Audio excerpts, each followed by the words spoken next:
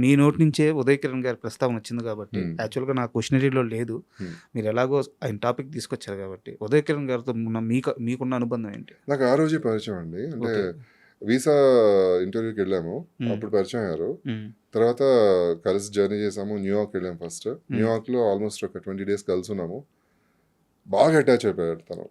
అంటే ఒక సొంత బ్రదర్ లాగా, లేకపోతే ఫ్యామిలీ పర్సన్ లాగా చాలా ట్రీట్ చేశాడు నన్ను. ఇంద్రనీల్, ఇంద్ర ఇంద్ర ఇంద్ర అని. ఫస్ట్ టైం నేను డాన్స్ చేసి వచ్చి, తనకి నేను డాన్స్ చేస్తానని తెలియదు. ఒకే ప్లేస్లో ఉండేవాళ్ళం కానీ నేను కిందకి వెళ్ళి ప్రాక్టీస్ చేసేవాడిని. తనకి వినిపించేది కాదు, మామూలుగా వదిలేసి ఏం చేస్తున్నానో అనుకునేవాడు, బయటికి వెళ్ళాడేమో అనుకునేవాడు. స్టేజ్ మీదకి వచ్చిన తర్వాత, స్టేజ్ మీద చూసిన తర్వాత పర్ఫార్మెన్స్, లిటరల్లీ స్టేజ్ మీదకి వచ్చి మైక్ తీసుకుని ఐఎమ్ జెలస్ అబౌట్ ఇంద్రనీల్ అని చెప్పాడు. అంటే ఓపెన్గా, లైక్ ఎలా ఎందుకు చెప్పాడంటే, ఇంతమంది ఫ్యాన్స్ ఉన్నారు ఇంద్రనీల్కి, ఇంత బాగా డాన్స్ చేస్తాడని ఇప్పటికీ నాకు తెలియదు, నాకు చెప్పలేదు. ఇన్ని రోజులు జర్నీ చేసినా కూడా మేము ఆల్మోస్ట్ 15 days, అంటే లాస్ట్ వీక్లో ఇంకా పర్ఫార్మెన్స్ అనమాట. 15 days మేము అంతా తిరుగుతున్నాము, సిటీస్ అన్ని కవర్ చేస్తాం, సరదా తిరుగుతున్నాము. ఒక్కరోజు కూడా నాకు నేను డాన్స్ చేస్తున్నానని చెప్పలేదు. సడన్గా నాకు చూడగానే అసలు అద్భుతంగా అనిపించింది. అండ్ ఇంతమంది ఫ్యాన్స్, నేను చాలా ప్రౌడ్గా ఫీల్ అవుతున్నాను నా ఫ్రెండ్ అని చెప్పుకోవడం అని చెప్పి స్టేజ్ మీద చెప్పాడండి కదా. ఎంత అంటే ఎంత ఓపెన్గా ఒక హీరో అయ్యండి, ఎంత సక్సెస్ చూసి అంత ఓపెన్గా స్టేజ్ మీద చెప్పాడు అనగానే నాకు చాలా హ్యాపీ అనిపించింది. తర్వాత ఇక నేను కాంటాక్ట్లో ఉండడం జరిగింది అనమాట. Is very good person. ఇంకా అసలు కథ లాస్ట్ మినిట్లో నేను చూడడానికి భయం వేసి వెళ్ళలేకపోయాను నేను అసలు. అంటే నాకు బాగా చాలా క్లోజ్ పర్సన్, అంటే లైక్ బాగా దగ్గరయ్యాడు అని అనిపించి డైరెక్ట్గా చూడాలంటే నాకు ధైర్యం చాలలేదు, వెళ్ళలేకపోయాను అసలు నేను. అంటే సారీ, ఏదో ఎమోషనల్ చేయాలనో ఏదో వేరే ఉద్దేశం కదా, టాపిక్ వచ్చింది కాబట్టి. సరే, మనం మళ్ళీ మీ కెరీర్ విషయానికి వస్తే, ఇందాక మీరు అన్నారు ఇద్దరం కలిసి ఒక డెసిషన్ తీసుకున్నాము, సో ఇప్పుడు నాకు ఫ్రీడమ్ ఉంది అని. సో ఇప్పుడు మీ మైండ్ సెట్ ఎలా ఉంది? ఏం చేయబోతున్నాడు ఇంద్రనీల్? దేనికోసం వెయిట్ చేస్తున్నాడు ఇంద్రనీల్? నెక్స్ట్ కెరీర్లో ఏంటి మీ ప్లాన్స్? ఇప్పుడు ఐ హోప్ చాలా మంది డైరెక్టర్స్ చూసుంటారు అనుకుంటున్నాను ఈ ఫిలిం, ప్రొడ్యూసర్స్ కానీ డైరెక్టర్స్ కానీ. ఇప్పుడు ఇంద్రనీల్ మైండ్ సెట్ ఎలా ఉంది? సో దేనికోసం చూస్తున్నారు? సినిమాలు చేయాలనుకుంటున్నారా, లేదంటే సీరియల్స్ మళ్ళీ రీస్టార్ట్ చేయాలనుకుంటున్నారా? ఇవన్నీ కాదు, ఒక కొత్త పాత్రలు వెళ్ళాలనుకుంటున్నారా? అసలు మీ అప్రోచ్ ఎలా ఉండబోతుంది ఇకపైన అప్రోచ్ అంటే అంటే ఫ్రాంక్లీ స్పీకింగ్, నాకు 2 PROs కాల్ చేశారండి సినిమా చూసిన తర్వాత. డేట్స్ మేము చూసుకుంటాము, మేము మాట్లాడతాము అని చెప్పి. నేను ఇంకా వాళ్ళని ఓన్లీ ఫోన్లోనే మాట్లాడాను, ఇంకా పర్సనల్గా కలవలేదు. కలుద్దామని చెప్పి నేను వెయిట్ చేస్తాను అనమాట. సో నా హోప్ ఏంటంటే, చాలా మంది డైరెక్టర్స్ అండ్ ప్రొడ్యూసర్స్ ఈ సినిమా చూసారు కూడా. వాళ్ళకి ఒక థాట్ ఉంటుంది కదా, ఈ క్యారెక్టర్కి ఇతను బాగుంటాడని. డెఫినెట్గా నన్ను అనుకునే ఛాన్స్ ఉంటుంది. అలాంటి ఆఫర్స్లో ప్రతిదీ కమిట్ అవ్వకుండా నాకు నచ్చింది, అంటే నేను నిజంగా బాగుంటుంది అని నాకు కాన్ఫిడెన్స్ వచ్చినప్పుడు, నేను చేయగలను, ఈ క్యారెక్టర్ అయితే నాకు బాగా హైలైట్ అవుతుంది అనుకున్నప్పుడు ఖచ్చితంగా కమిట్ అవుతాను. సినిమాలు చేయాలని, ఆబ్వియస్లీ మంచి సినిమాలు చేయాలనేది నేను వెయిట్ చేస్తున్నాను అనమాట. అంటే ఇప్పుడు ఫస్ట్ టైం నేను బిగ్ స్క్రీన్లో నన్ను ఎలా చూపించాలో అనేది మా డైరెక్టర్ గారు చూపించారు. అండ్ నేను నా కళ్ళతో నేను చూసుకున్నాను. మొన్న ఒకరు బల్లాల దేవా అని మెసేజ్ ఇచ్చారు.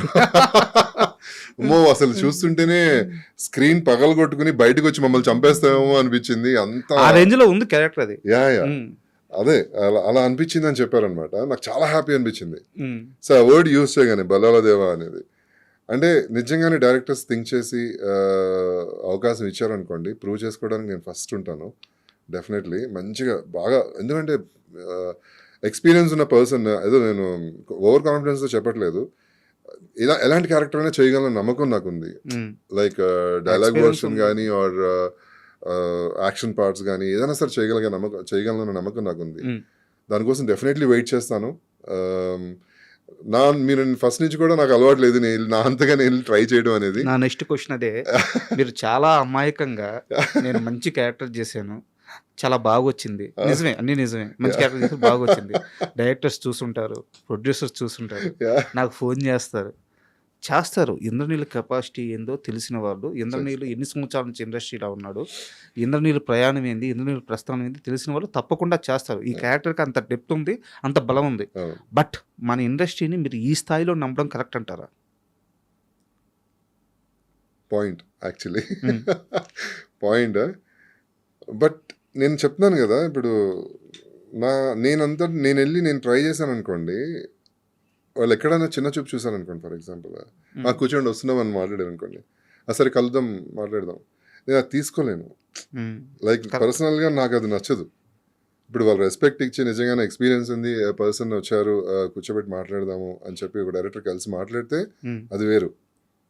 నాకు చిన్న ఫస్ట్ నుంచి కూడా వాళ్ళు లైట్గా తీసుకున్నారు అనుకోండి, తర్వాత మాట్లాడదాం కూర్చోమని చెప్పమని ఒక ఆఫీస్కి వెళ్ళిన తర్వాత, అది ఇంత మనం పేరు సంపాదించుకుని ఇండస్ట్రీలో మనం వెళ్ళి కూర్చొని అలాగా అనేది నాకు కొంచెం ఎందుకు అది ఒక్కటే కొంచెం నాకు రాదు.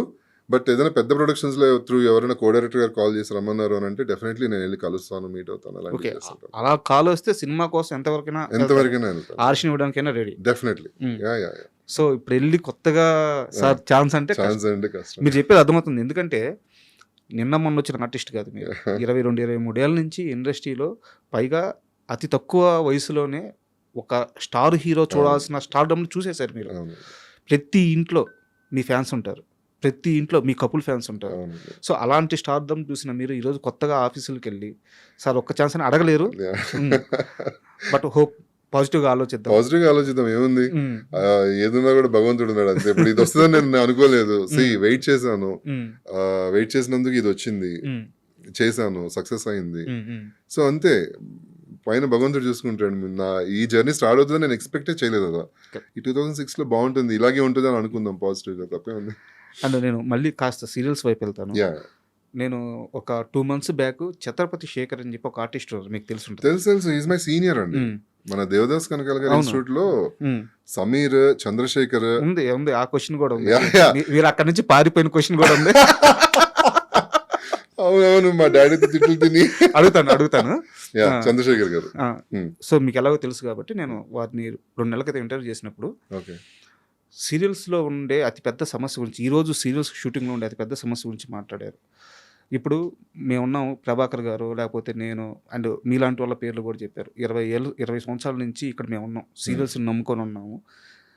ఆ వృత్తిని మేము ఒక అంత పవిత్రంగా భావిస్తాము. అవునండి. కాకుంటే ఈ మధ్య ఏమవుతుందంటే వాళ్ళు ఎవరో వేరే భాషల నుంచి వస్తున్నారు, కన్నడ నుంచో అక్కడి నుంచో వస్తున్నారు, ఒక్క హిట్ ఇస్తున్నారు, కాలు ఎగరేస్తున్నారు, కాలు మీద కాలు వేస్తున్నారు, షూటింగ్ జరుగుతుంటే ఫోన్లో మాట్లాడుతున్నారు. సో ఇవన్నీ చూడలేక నేను సెట్లో ఉండట్లేదు, చాలా బాధ వేస్తుంది, బయటికి వెళ్ళిపోతున్నాను అని చెప్పారు. ఇలాంటి ఎక్స్పీరియన్స్ మీరు ఫేస్ చేశారు? లక్కీగా నేను చేయలేదండి. నేను గృహలక్ష్మి చేసినప్పుడు కూడా అందరు తెలుగు ఆర్టిస్టులే.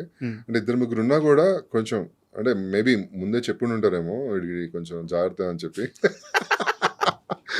నాతో అయితే ఎప్పుడు అటువంటి ప్రాబ్లం రాలేదు. బట్ వినటమే, చాలా మంది ఆర్టిస్టులు చెప్తున్నప్పుడు వింటుంటాను. నా వైఫ్ వర్క్ చేస్తున్నప్పుడు కొంతమంది ఆర్టిస్టులు, కన్నడ ఆర్టిస్టులు వర్క్ చేస్తున్నారు అనమాట. తను చెప్తూ ఉండేది ఇలాగా. తను అంటే నువ్వు మరి ఎలా రియాక్ట్ అయ్యావు అని అన్నా. నేను తను కూడా అంతే, డైరెక్ట్ ఫేస్ మీద చెప్పేస్తుంది, ఇలా ఉంటే ఇలా ఉండు, లేదంటే మానే, అది ఇక్కడి నుంచి వెళ్ళిపో, నువ్వు నాతో మాట్లాడు, ఇలా డైరెక్ట్ మొహమే చెప్పేస్తుంది తను. సో నేను అంతే, నేను అస్సలు నా దగ్గర నా Jal, first of all maybe నా హైట్ చూసో నా దగ్గర రారేమో, కానీ వినడం మాత్రం చాలా విన్నానండి. లైక్ మీరు అన్నట్టు చాలా మారిపోయింది. లైక్ ఒక సీరియల్ చేయడం వలన నేను పెద్ద స్టార్ అని ఫీల్ అవడం అనేది వెరీ రాంగ్. నీకంటే సాధించిన వాళ్ళు చాలా మంది ఉన్నారు ఇండస్ట్రీలో. వాళ్ళకి భాష తెలియదు, ఫస్ట్ తెలుగు ఇండస్ట్రీ ఏంటో తెలియదు, కానీ వాళ్ళు పెద్ద పెద్ద స్టార్స్ని కూడా చాలా తక్కువగా చూస్తుంటారు. దాని మూలన చాలా మంది క్యారెక్టర్ ఆర్టిస్టులు కానీ ఆర్ మిగతా ఆర్టిస్టులు కానీ చాలా హర్ట్ అవ్వడం జరుగుతుంది అనమాట. అది రియాక్ట్ అవ్వాల్సింది, మెయిన్ నేర్పించాల్సింది ఛానల్స్ ఏనండి. డెఫినెట్లీ ఎవరైతే ఆర్టిస్టులను తీసుకొస్తున్నారో కన్నడ నుంచి, వాళ్ళకి ముందుగా చెప్పాల్సిన బాధ్యత వచ్చేసేసి ఛానల్ హెడ్స్ది. మీతో పాటు ఒక సీనియర్ యాక్టర్ యాక్ట్ చేస్తున్నారు, వాళ్ళకి రెస్పెక్ట్ ఇవ్వాలి, మీరు జాగ్రత్తగా ఉండండి అని చెప్పి ఛానల్ చెప్పాలి. అది మనం చెప్పుకోకూడదు, అరే నేను చాలా సాధించాను, నువ్వేంటి నాతో ఇలా ఉంటావు మనం డప్పు వేసుకోకూడదు. వాళ్ళకి సెట్లో వచ్చేటప్పుడే కో ఆర్టిస్టులు ఎవరు, వాళ్ళ రేంజ్ కూడా కాదు, వాళ్ళు ఒక సాధించుంటారు కదా. ఇప్పుడు శ్రీలక్ష్మి గారు ఉన్నారు ఫర్ ఎగ్జాంపుల్, ఆవిడ చాలా సీరియల్స్ చేశారు, నేను ఆవిడ వర్క్ చేస్తున్నాను. ఎన్ని సినిమాలు చేస్తుంటారు ఆవిడ, జంజాల గారు ఆవిడ కూడా పాపం సీరియల్స్ లో ఆవిడ యాక్ట్ చేస్తున్నప్పుడు ఆవిడెవరో తెలియదు వీళ్ళకి. పక్క నుంచి వెళ్ళిపోతారు, చాలా కామెడీగా మాట్లాడతారు, అసలు కొంతమంది నెగ్లెక్ట్ చేసేస్తూ ఉంటారు అలాంటి ఆర్టిస్టులని. చాలా బాధ అనిపిస్తుంది అప్పుడు. ఆవిడ చాలాసార్లు షేర్ చేస్తుంటారు. ఇప్పుడు వచ్చిన వాళ్ళందరూ ఇలా మాట్లాడతారు అది ఇది అని. ఆవిడ చాలా అసలు పాపం అమాయకురాలు శ్రీలక్ష్మి గారు. అసలు ఏం పట్టించుకోరు అనమాట. కానీ పట్టించుకునే వాళ్ళ పరిస్థితి ఎలా ఉంటుందంటే మానేస్తారు ఇండస్ట్రీ. అంతే వీళ్ళతో ఏంటి మనకి సోది, మనం ఇండస్ట్రీ మానేసి వేరే వర్క్ చేసుకుందాం అని చెప్పి చాలా మంది తెలుగు ఆర్టిస్టులు అలాగా బయటకు వచ్చేయడం జరిగింది. అదే బాధ అనిపిస్తుంటది.